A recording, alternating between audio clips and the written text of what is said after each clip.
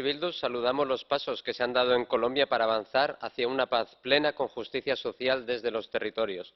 Saludamos los esfuerzos que se vienen haciendo para su consolidación desde la ONU y solicitamos también al enviado especial de la Unión Europea que redoble sus esfuerzos.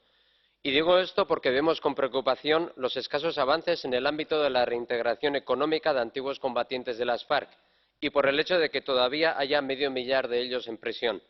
Asimismo, nos preocupa sobremanera el continuo acoso que sufren activistas sociales y de derechos humanos.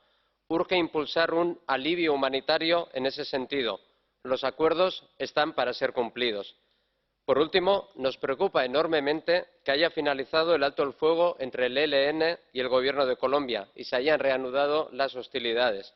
Hacemos un llamamiento urgente a ambas partes a parar su acción ofensiva y a reanudar la ronda de conversaciones, dando prioridad a la adopción de un nuevo alto el fuego bilateral que sirva de base para avanzar en el proceso de paz. Gracias.